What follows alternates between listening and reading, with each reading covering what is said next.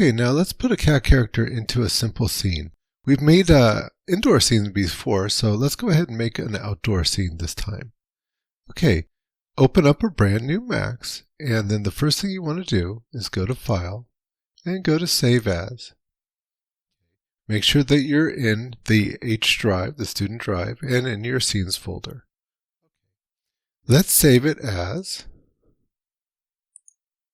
your last name, your first name, Project 4C, Simple Outdoor Scene, and save.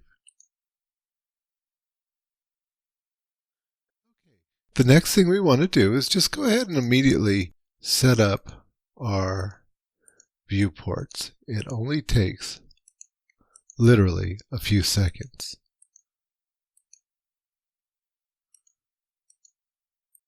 Both default shading and display selected with edge faces.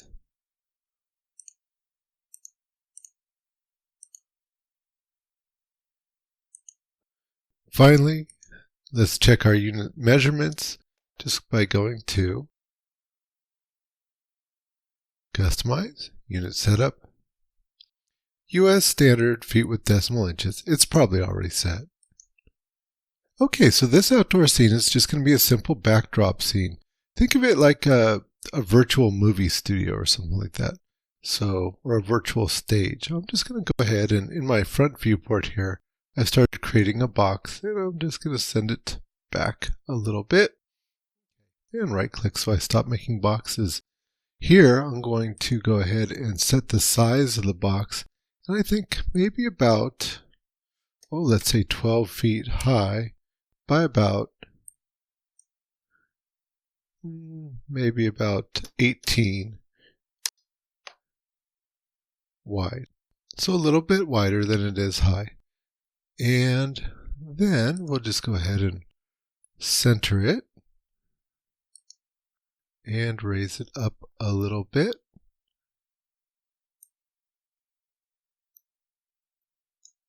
All good. Now I'm going to go ahead and put a plane. That's for the backdrop. This will be for the ground. And I'm just going to take a plane and I'm going to draw it out here in my top view. And I'm going to give it a number of segments. So let's see, we made the first one 18. We'll make this one 18 wide as well. And we'll make it 12 as well. So it's just the same as the backdrop here.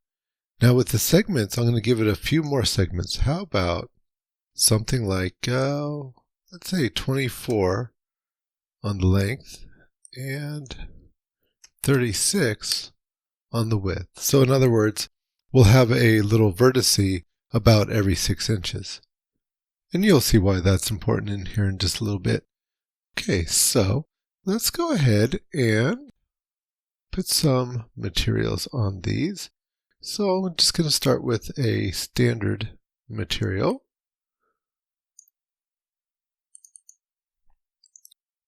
And right away, I'm going to name this one Backdrop.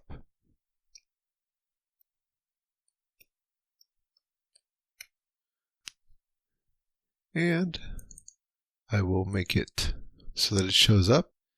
And let's see here. How's about if I go into the T drive and into Art and into my images.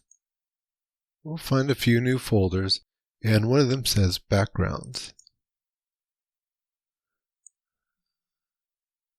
I think, what the heck, this one looks kind of interesting. We'll go with this one.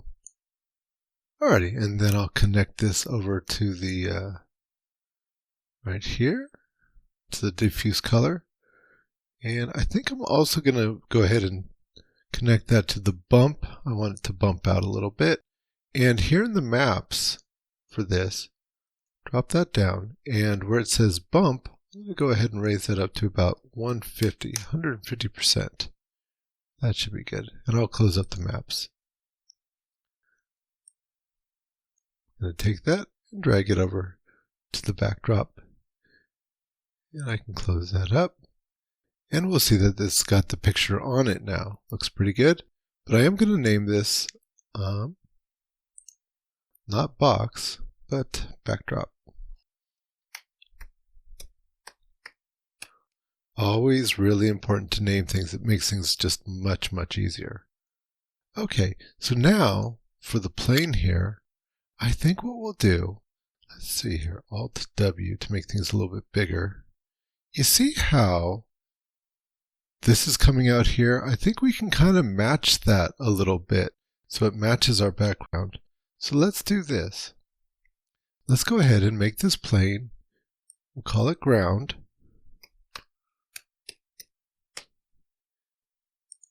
And we'll make it editable. So an editable mesh.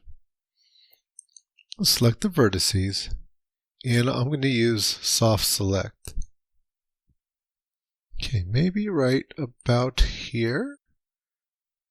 Maybe make that a little bit bigger.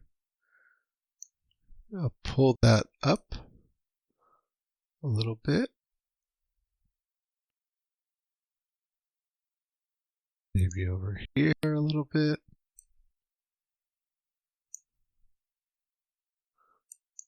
Not bad, not bad. We'll leave that alone. So that's good. Maybe even pulling it out here a little bit. Just sort of shaping that. And then how about over here? We'll pop this one out a little bit as well.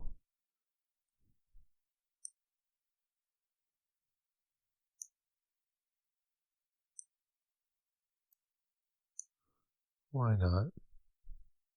There we go. Nothing too fancy for now. We might mess with that later. But just something a little bit to give it a little bit of shape. Maybe even a little bit more over here.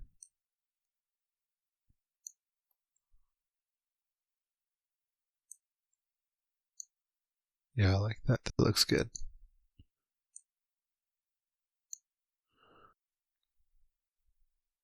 Okay. Good, good. Good enough.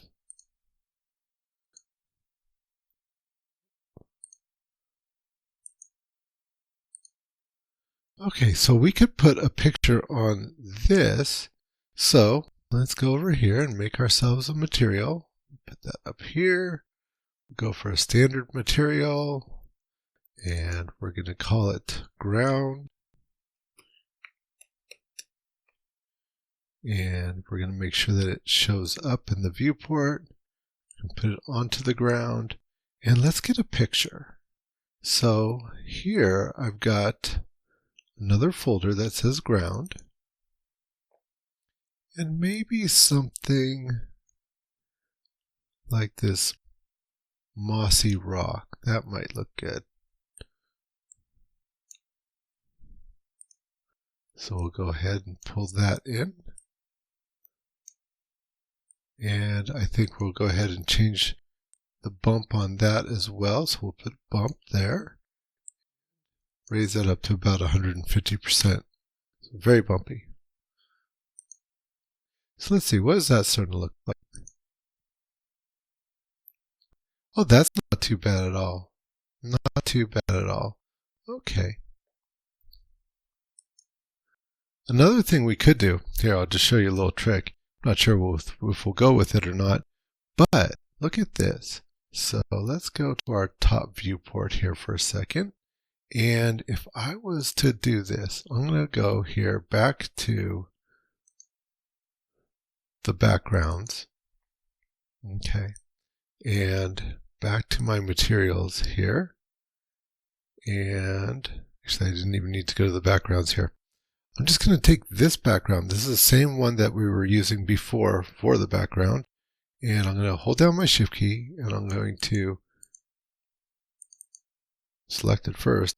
And holding down my shift key, I'm just going to pull it down here, right? And I'm going to put it in instead. Okay, you're thinking, well, Mr. Coon, that's crazy. But watch this. So what I'm going to do then, what I wanted to, oh, this is what I wanted to do. Yeah. So tiling there, I wanted to flip it horizontally. That's what I wanted to do. And then, see, so in other words, what I'm doing is I'm matching this picture with the one on the top. Let's see. So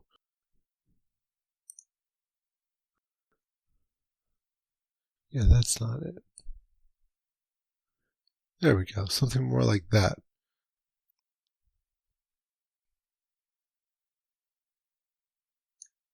Okay, let's see what that looks like. And back to my perspective. Oh, back to my perspective here. Okay, so you see this is now lining up and it's got all the same colors as what was on there before. Let's see, what did it look like before? Looked pretty good. So now let's see, what does it look like now? See, that looks pretty good. And a lot of that we could probably hide, this part. But we've got this nice seamless sort of integration with here. I think I'm going to keep that. And I might still use this texture, but later, maybe filling in down here or something like that. Although it does give me kind of the effect of a little bit of a puddle or water or something. Okay, anyways, good enough. We'll keep that.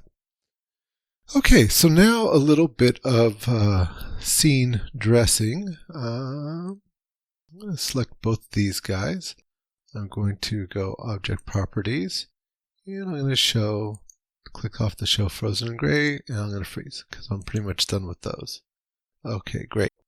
And so now what I'll do is bring a model or two in and a character in. So let's start with that. Let's go over here to Art and to the class characters. So just picking any old character. Let me see, I worked with the princess last time, so maybe this time I'll work with somebody else. How about here? I'll work with Phil. We'll give Phil a chance here. And I'll just drag him in and I'll say merge. Okay, so Phil's in here and he's looking pretty good. And I think the next thing I'm going to do is adjust it so I get a nice camera. Let's see here. So, oh, not that one. Going to my render setup, I want to be on HD TV and medium resolution. Okay. And we will go Shift F for our safe frames. Looking pretty good. And let's just find a view that we like. Here we go. Now I'll just go Control C. It took me long enough to find that shot, so I don't want to lose it. And that way I've got it. Okay, looks good. Okay, I'm going to end this right here. In the next tutorial, we're going to move on and get this guy animated and set the lighting and all that kind of good stuff.